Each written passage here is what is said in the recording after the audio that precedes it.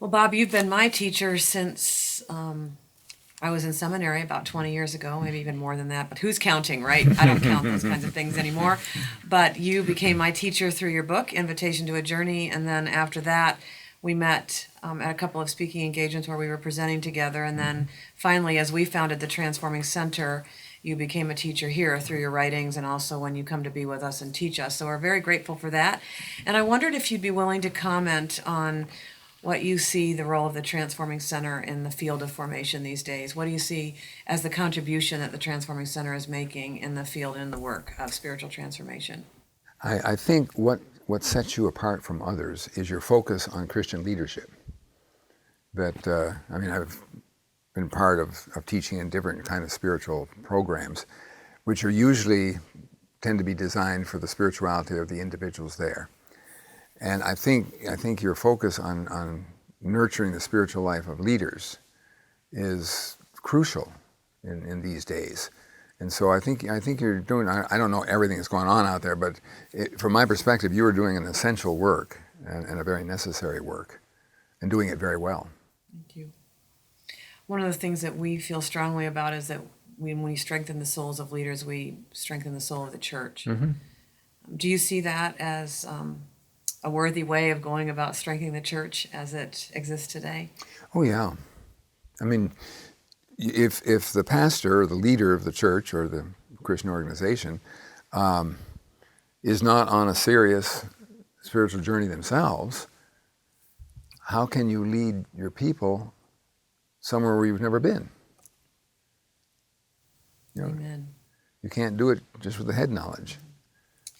The other thing that we find to be true is that pastors struggle to have a safe place to attend to their own spiritual journey, where they can actually acknowledge false self issues and questions that they have and what's really going on in their lives with God. And in fact, sometimes we've had pastors say, I think my congregation hired my false self.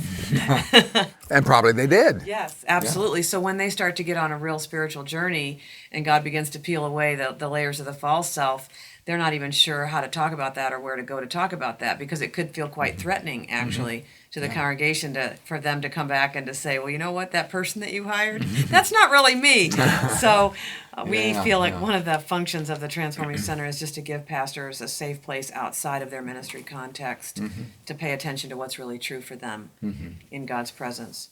And also I think, I don't know whether this is a conscious part of it, but to be with others who are in the same kind of ministry they are, to be able to, share with one another.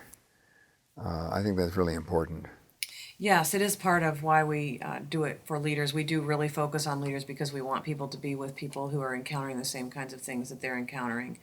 The other thing that may be unique, I'm not sure, but I think it is that we are very non-denominational. So we have people from all different traditions, and people find that to be a rich experience for them.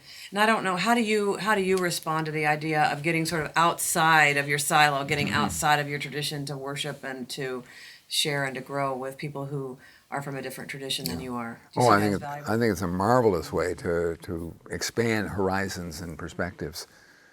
Because it's so easy in a denomination to just, sort of get locked into the little box and even perhaps forget there are other little boxes out there, and to break down those walls, because we can learn from one another.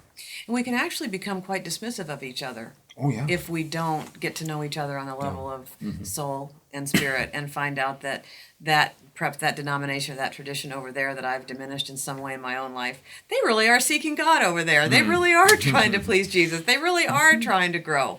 And one of the ancillary benefits, the intangibles, is that there's a sense of unity underneath. And you mentioned that. You've mentioned that there is a unity underneath all of our divisions that we can experience when we're willing to touch that place. Right, exactly. So thank you so much for contributing to the You're work welcome. of the Transforming Center. We really do appreciate it. You're very welcome.